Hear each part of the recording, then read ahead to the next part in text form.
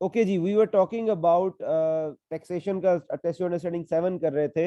हम लोगों ने क्या किया, जस्ट ब्रेक से पहले हम लोगों ने क्या किया, Gary Birdy commences trade on 1 January 2004 and estimate that tax payable for the year ended 31 December 2004 is 150,000। तो हम लोगों ने एक्सेल शीट जो बनाई हुई थी उसमें हम लोगों ने पुट कर लिया, दो अकाउंट बना लिए। 2004 से टैक्स एक्सपेंस का बना लिया, जो कि 2004 में टैक्स एक्सपेंस खत्म हो जाएगा, प्रॉफिट एंड लॉस में चला जाएगा, और टैक्स लायबिलिटी अकाउंट जो है वो कैरी फॉरवर्ड हो जाएगा, 2005 में आ जाएगा। ठीक है, अब 2005 में जब आए तो 2005 में वो क्या कहता है, वो कहता है इन सितंबर 2005 the accountant of Garibaldi receives and page tax demand of 163,000 for the year ended 31 December 2004।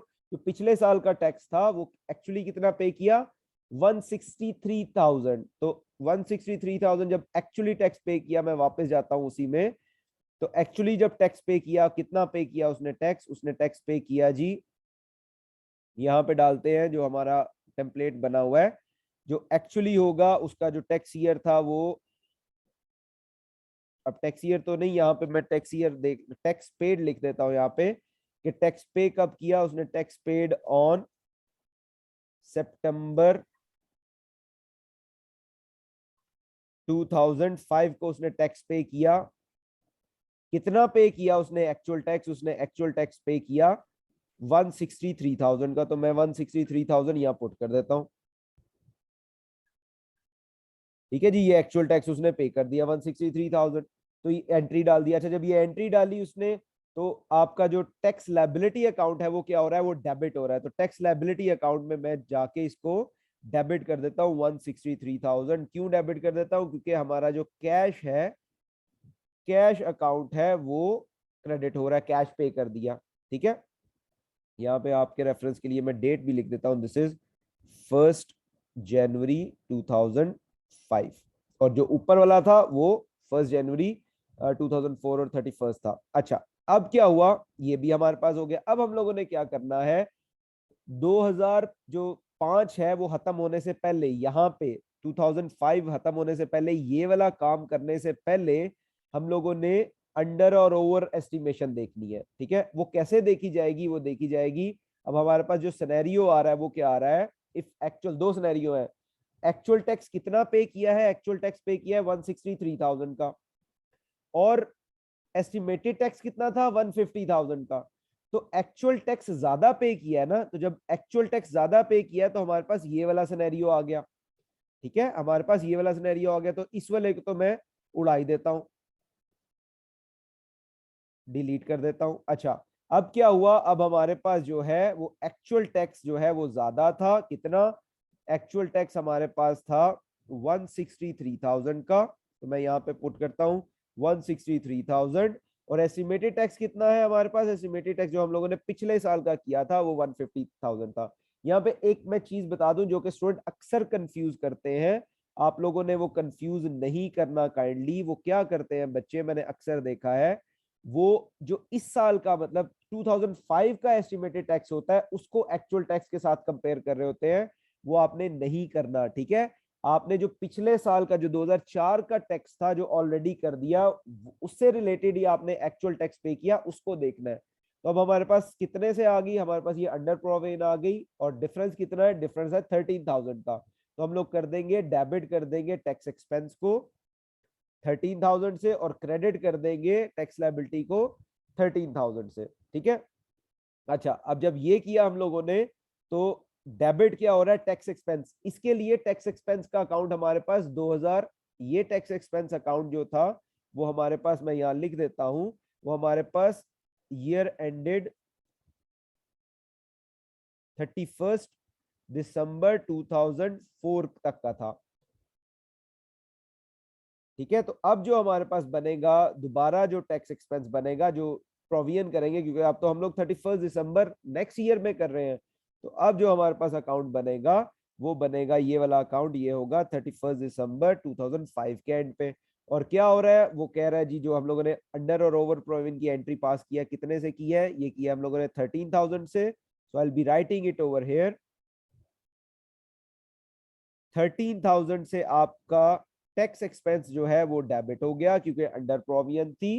और 13,000 से टैक्स लायबिलिटी के अकाउंट जो है वो क्रेडिट हो गया, क्योंकि अगेन अंडर प्रोविजन थी। तो यहाँ पे हम लोग टैक्स सिर्फ किया क्या हम लोगों ने, जहां जहां पे जो जो पोस्ट करनी थी वो पोस्ट कर दी। फॉर एग्जांपल मैं अगर दोबारा आप लोगों को बताऊं, ये यहाँ पे तो ये वाली एंट्री पास हुई है, debit tax expense credit tax liability, किस साल में जाके 31 दिसंबर को, क्योंकि 31 दिसंबर को अब एक्चुअली टैक्स पे हो चुका, 31 दिसंबर 2005 को एक्चुअल टैक्स पे हो चुका, और पुराना टैक्स भी हमें पता लग चुका कितना हम लोगों ने अंडर प्रोविजन कर दी, कब 31 दिसंबर को। फॉर योर रेफरेंस मैं यहाँ पे लिख भी देता हूँ 31 दिसंबर 2005।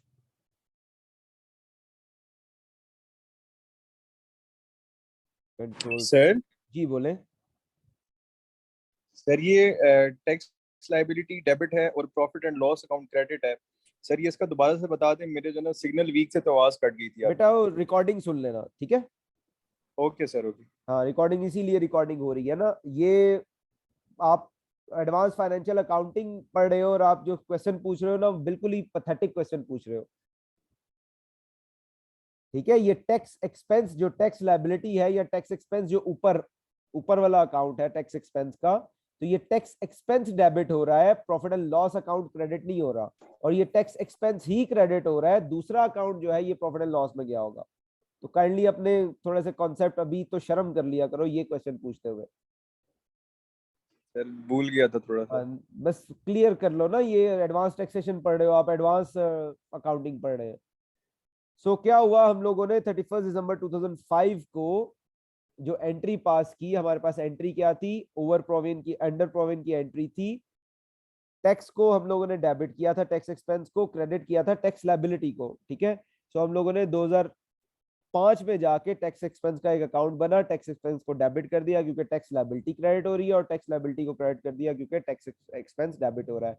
अब वापस चलते हैं अपने अकाउंट में, क्या कहता है वो जो क्वेश्चन है, वो कहता है 31 दिसंबर 2005 he estimates that company owes 165,000 for corporation tax in relation to the year ended 31st December 2005। अब वही दोबारा साइकिल शुरू हो जाएगा, पिछले साल वाला जो हम लोगों ने साइकिल किया था। एक दफा प्रोविजन की एंट्री डालने के बाद हम लोग क्या करेंगे, 165,000 से अगेन हम लोगों ने 2005 का एस्टिमेट कर लिया 165,000, और यहां पे भी हम लोगों ने 165,000 से इसको क्रेडिट कर दिया। अगेन यही साइकिल चलेगा, अब इससे अगले साल में एक्चुअल टैक्स पे होगा, फिर अंडर प्रोविजन ओवर प्रोविजन होगी। याद रखना एक चीज, इन क्वेश्चंस में कहीं पे भी अंडर प्रोविजन या ओवर प्रोविजन का वो बताता नहीं है कि किस टाइम करनी है, ये आपको खुद याद रखना है। कब याद रखना है, आई रिपीट। सबसे पहले क्या होगा, जो एक साल का एस्टिमेटेड टैक्स कैलकुलेट होगा, उससे अगले साल एक्चुअल टैक्स पे होगा, उससे अगले साल जैसे उसने ये अभी बता दिया हमें कि 2005 में भी एस्टिमेटेड टैक्स होगा, वो एस्टिमेटेड टैक्स की एंट्री पास करने से पहले आपने खुद से अंडर या ओवर प्रोविजन देख लेनी है कि पिछले साल एस्टिमेटेड टैक्स कितना था, एक्चुअल टैक्स कितना पे किया, उस हिसाब से अंडर या ओवर प्रोविजन कितनी है, और उस हिसाब से एडजस्टमेंट क्या होगी। तो अब हमारे पास क्या आ रहा है, अब हमारे पास डेबिट हो रहा है टैक्स एक्सपेंस और क्रेडिट हो रहा है टैक्स लायबिलिटी। हम लोग रेलिवेंट अकाउंट में जाके उसको पास कर देते हैं। टैक्स लायबिलिटी क्या हो रही है, टैक्स लायबिलिटी हमारे पास क्रेडिट हो रही है, ठीक है। कब 2000 ये वाले अकाउंट में जो 2005 का अकाउंट है, तो टैक्स लायबिलिटी हमारे पास क्रेडिट हो रही है 165,000 से। क्यों, क्योंकि टैक्स एक्सपेंस जो है वो डेबिट होगा। और ये भी कब हम लोग पास कर रहे हैं, ये एंट्री ये भी हम लोग पास कर रहे हैं 31 दिसंबर 2005 को, ठीक है जी। और टैक्स आपका जो टैक्स एक्सपेंस के अंदर जाके टैक्स एक्सपेंस डेबिट हो रहा है, सिर्फ मैं एंट्री पोस्ट कर रहा हूँ 165,000 से। क्यों, क्योंकि आपकी टैक्स लायबिलिटी अकाउंट जो है वो क्रेडिट हो रहा है एस्टिमेटेड टैक्स से। अच्छा, अब जब ये आ गया तो हम लोगों ने टैक्स एक्सपेंस को खत्म करना है, खत्म नहीं करना, इसको ट्रांसफर करना है। एक्सपेंस जो है वो नॉमिनल अकाउंट होता है, तो प्रॉफिट एंड लॉस में क्लोज हो जाता है। यहाँ पे कितना आ जाएगा 178,000, यहाँ पे आ जाएगा 178,000, और यहाँ पे भी हमारे पास आ जाएगा 178,000, और ये क्या हो जाएगा, this will be taken into profit and loss account. अगर आप यहाँ पे एक चीज देखें कि पिछले साल हम लोगों ने जो अंडर एस्टिमेशन की थी 13,000 से, वो इस दफा हम लोगों ने उसमें टैक्स एक्सपेंस में डाल के प्रॉफिट एंड लॉस में चार्ज कर दी, यानी पिछले साल का कम चार्ज किया हुआ इस साल हम लोगों ने एडजस्ट कर दिया, ठीक है। अब आते हैं जी इसमें अपनी जो टैक्स लायबिलिटी है आपकी, तो टैक्स लायबिलिटी के अकाउंट को भी हम लोगों ने पूरा करना है। अच्छा यहाँ पे कितना आ जाएगा, 165,000 प्लस 13, अच्छा ये आ गया 150 और 150, बल्कि यहाँ पे ऐड कर लेते हैं 150,000 प्लस 13,000 प्लस 165,000। ठीक है, ये 328 आ गया, यहाँ पे भी 328,000 आ गया। तो यहाँ पे कैरी फॉरवर्ड कितना हो जाएगा, यहाँ पे कैरी फॉरवर्ड एग्जैक्टली वही अमाउंट होगी जो कि इस साल का एस्टिमेटेड टैक्स था। ठीक है जी, तो ये जो आपके पास ये वाला पोर्शन है ये सारा 2005 से रिलेटेड है। जो अपर पोर्शन है ये वाला जो पहला है ये 2004 से रिलेटेड है। ठीक है, तो मैं यहाँ पे लिख भी देता हूं ताकि आप लोगों के लिए इजी रह जाए। एक्सपेंस अकाउंट क्लोज हो जाता है, उसका बैलेंस कैरी फॉरवर्ड नहीं होता, जबकि लायबिलिटी का अकाउंट कैरी फॉरवर्ड होता है, वो क्लोज नहीं होता एक्सपेंस अकाउंट की तरह। ठीक है, ये हमारा जो क्वेश्चन था ये हमारा क्वेश्चन था किससे रिलेटेड, ये हमारा क्वेश्चन था जहां पे ओवर प्रोविजन अंडर प्रोविजन हो रही थी। अब इसी तरह का एक क्वेश्चन कर लेते हैं जहां पे अंडर प्रोविजन हो रही, जहां पे ओवर प्रोविजन हो रही होगी। कोई सवाल है अगर अभी आपको तो पूछ ले, मुझे बहुत उम्मीद है आप लोगों को सवाल नहीं होगा क्योंकि majority of you people are not listening, या किसी ने अगर सुन भी रहे हैं तो किसी ने लेट ज्वाइन किया है, 5 मिनट लेट ज्वाइन किया, 10 मिनट लेट ज्वाइन किया, तो उसका प्रॉब्लम क्या होगा, उसका प्रॉब्लम ये होगा कि जो स्टार्टिंग पे मैंने समझाया था वो तो नहीं कर सके और वो मिस हो गया हुआ है। ठीक है, तो काइंडली फिर ये जो रिकॉर्डिंग है इसको जरूर सुन लीजिएगा ताकि आप लोगों के लिए कोई प्रॉब्लम ना हो। इससे रिलेटेड मैं ये नहीं कह रहा ये वाला क्वेश्चन, इससे रिलेटेड क्वेश्चन आपके फाइनल टर्म में है। ठीक है जी, तो यही टेस्ट योर अंडरस्टैंडिंग 7 को मैं क्या करता हूँ, इसकी कॉपी बना लेता हूँ ताकि हम लोग जो टेस्ट योर अंडरस्टैंडिंग 8 करेंगे,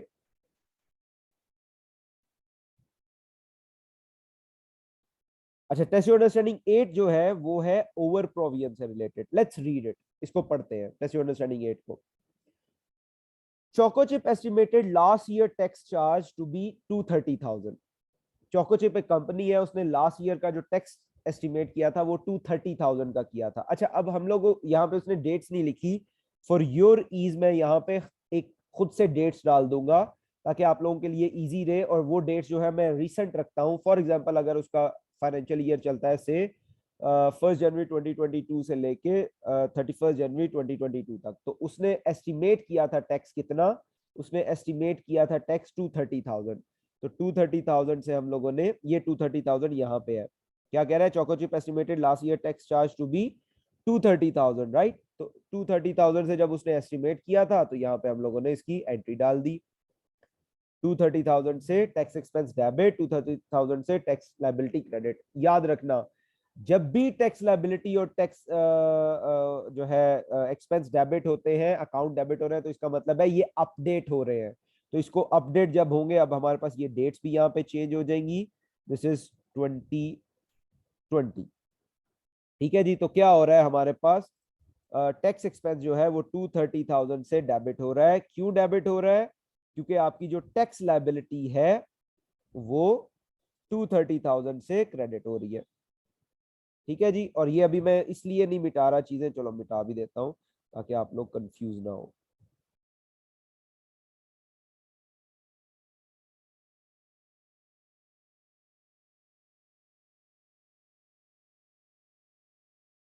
और ये टैक्स लायबिलिटी जो है ईयर एंडेड 2020 तक थी, हमने सिर्फ ये पास कर दिया एंट्री। ठीक है, जब पास की तो हमारे पास क्या होगा, ईयर एंड हो गया, ईयर एंड होगा, इसको बराबर करेंगे, 230,000 इसको बराबर कर दिया, 230,000 इसको बराबर कर दिया, और ये 230,000 will be transfer to profit and loss account. इसका मतलब ये है कि टैक्स एक्सपेंस जो है क्रेडिट हो रहा है और profit and loss account debit हो रहा होगा, चार्ज हो रहा है। और लायबिलिटी में क्या होगा, लायबिलिटी में ये होगा हमारे पास यहीं पे 230,000 आ जाएगा, यहाँ पे भी 230,000 आ जाएगा, और कैरी फॉरवर्ड कितना आ जाएगा हमारे पास, दैट विल बी 230,000 जो कि अगले साल चला जाएगा। और अगला साल कौन सा स्टार्ट हो रहा है, वो स्टार्ट तो हो रहा है 2021 का, लेकिन उसकी एंडिंग होगी 2022 2021 में। तो ये हमारे पास 1 जनवरी 2021 में ओपनिंग बैलेंस कितना आ गया लायबिलिटी का, पिछले साल से हम लोग ले आए 230,000। ठीक है जी, इसको मैं अभी इनको खत्म कर देता हूं ताकि आप लोगों को कोई इश्यू ना हो। ओके जी, तो हमारे पास अभी तक ये सिचुएशन आ गई, सिर्फ क्या करके एक लाइन पढ़ के। लाइन उसने क्या की, Choco Chip estimated last year tax charge to be 230,000। तो लास्ट ईयर टैक्स चार्ज जो कि हम लोगों ने एज्यूम किया है कि लास्ट ईयर कौन सा था, 2020 वाला, तो वो उसने इतना टैक्स एस्टिमेट किया, टैक्स एक्सपेंस को डेबिट कर दिया, टैक्स लायबिलिटी को क्रेडिट कर दिया। अब क्या हुआ, अब वो क्या कहता है आगे, कहता है as it happened their tax adviser settled with the tax authority to 222,000। The difference arose because of the financial statement were submitted some time before the tax computation. Therefore, the directors had to make the prudent estimate of the potential tax liability to put it in the accounts. ये कुछ भी नहीं है, सिर्फ कहानी है। ठीक है, जो समझने वाली बात है वो क्या है कि अल्टीमेटली क्या हुआ, हम लोग वही करते हैं कि सितंबर 2021 में, जो कि 2021 स्टार्ट हुआ दिसंबर के बाद, तो टैक्स जो एक्चुअल टैक्स पे किया, कितना पे किया उसने, 222,000 222,000। अब जब ये टैक्स पे कर दिया उसने, तो एंट्री क्या पास की होगी, सितंबर में ही उसने एंट्री पास की होगी, टैक्स लायबिलिटी को डेबिट कर दिया होगा, टैक्स लायबिलिटी को डेबिट किया होगा 2021 में। ठीक है, कितने से, 222,000 से, और ये कब हुआ होगा, ये सितंबर में हो रहा है, सितंबर 2021 में ये एंट्री पास हो रही है, और कैश कर दिया होगा क्रेडिट, क्योंकि कैश को हम लोग एंट्री नहीं पास कर रहे, तो बस ये हमारे पास आ गया। ठीक है जी, अब क्या हुआ, अब हम लोगों ने जब 31 दिसंबर एंड हो रहा है, चूंकि 31 दिसंबर एंड पे आ गया, अब हम लोगों ने वही साइकिल रिपीट करने से पहले, चूंकि वो क्वेश्चन में यही कह रहा है, देखिए जरा, वो कह रहा है जो this year Choco Chip estimate tax bill to be 265,000, तो एक और एस्टिमेशन आ गई इस साल की। तो इस साल ये जो ये वाला साल होगा, अगर मैं यहाँ पे नीले वाले में जाऊं, तो ये वाला साल कौन सा होगा, ये वाला साल होगा 1 जनवरी 2021 से स्टार्ट हो रहा है और खत्म कब हो रहा है, 31 दिसंबर 2021 को। ये वाली एंट्री पास करने से पहले हम लोगों को एडजस्टमेंट करनी है। अब एडजस्टमेंट देख लेते हैं। एस्टिमेटेड टैक्स कितना था, एस्टिमेटेड टैक्स था 230,000 का। एक्चुअल टैक्स कितना पे किया हम लोगों ने, एक्चुअल टैक्स पे किया 222,000 का, सॉरी, एक्चुअल टैक्स जो था वो था 222,000 का, और जो आपका एस्टिमेटेड था वो कितना था, 230,000 का। यानी एक्चुअल टैक्स जो है वो कम निकला किससे, एस्टिमेटेड टैक्स से। इसका मतलब एस्टिमेटेड टैक्स आपने एस्टिमेट ज्यादा किया था, अगर ज्यादा किया था तो इसको हम लोग कह देंगे दिस इज ओवर प्रोविजन। अगर पिछले साल का टैक्स एस्टिमेट ज्यादा होगा इस साल जो आपने एक्चुअल टैक्स पे किया उससे, तो उसे कहते हैं ओवर प्रोविजन, और उसके लिए एंट्री रिवर्स होती है। क्या होती है, टैक्स लायबिलिटी अकाउंट को हम लोग कर देते हैं डेबिट, और टैक्स एक्सपेंस अकाउंट को हम लोग कर देते हैं क्रेडिट। कितने से, जितना डिफरेंस होगा, अब इन दोनों का डिफरेंस कितना है, 8,000 का, so it will be 8,000 and it will be 8,000 over here as well. अब जब आपने एंट्री पास कर दी तो पहले इसको पुट करो। क्रेडिट कह रहा है वो टैक्स एक्सपेंस, इसका मतलब ये है हम लोगों ने टैक्स एक्सपेंस जो बनाना है 31 दिसंबर 2021 को, उसमें सबसे पहले हमारे पास tax expense, here it is, जो दूसरा अकाउंट बनेगा टैक्स एक्सपेंस, वो अब क्या हो रहा है, मैं इसको कंट्रोल सी कंट्रोल वी, वो 31 दिसंबर को क्या हो रहा है, वो टैक्स एक्सपेंस क्रेडिट हो रहा है, क्योंकि ये ओवर प्रोविजन थी, तो ओवर प्रोविजन में टैक्स एक्सपेंस क्रेडिट होता है और टैक्स लायबिलिटी जो है वो डेबिट होती है। तो टैक्स लायबिलिटी का अकाउंट जो है वो डेबिट हो जाएगा, कितने से, 8,000 से। वो क्यों हो जाएगा, क्योंकि आपका जो टैक्स एक्सपेंस है, यहाँ पे लिख देता हूं मैं, होगा कब, 31 दिसंबर 2021 को। और क्या होगा, क्योंकि आपका टैक्स एक्सपेंस अकाउंट जो है आपने क्रेडिट किया है, टैक्स एक्सपेंस अकाउंट को क्रेडिट किया 8,000 से, और टैक्स लायबिलिटी को आपने डेबिट कर दिया। क्यों, क्योंकि ओवर प्रोविजन थी। तो अब जब प्रोविजन वाली भी आपने एंट्री डाल ली, अब आते हैं जी अपनी तरफ, जो वो कह रहा है कि इस साल का टैक्स एस्टिमेट कितना था, 265,000 का। अब आते हैं अपने नीले वाले, जो तीसरा हमारे पास कॉलम था, तीसरे वाले कॉलम में हम लोगों ने क्या करना है, हम लोगों ने जब अंडर या ओवर प्रोविजन की एंट्री हो गई तो प्रीवियस लाइफ साइकिल को स्टार्ट करना है, टैक्स एस्टिमेट करना है, उसी तरीके से वही एंट्री आ जाएगी। और इस साल का कितना एस्टिमेट है, इस साल का है 265। So I will be putting it over here 265,000 tax expense debit and 265,000 tax liability credit हो गई। ठीक है, इसको पुट कर देंगे इसके रेलिवेंट अकाउंट्स में। टैक्स एक्सपेंस डेबिट हो रहा है तो टैक्स एक्सपेंस अकाउंट जो है वो डेबिट कर देते हैं 265 से, क्योंकि टैक्स लायबिलिटी जो है वो क्रेडिट हो रही है। कब क्रेडिट हो रही है, 31 को क्रेडिट हो रही है। तो इसको अगर यहीं पे हम लोग बैलेंस भी कर लें तो यहाँ पे हमारे पास कितना आ जाता है 265,000, यहाँ पे भी 265,000 आना चाहिए।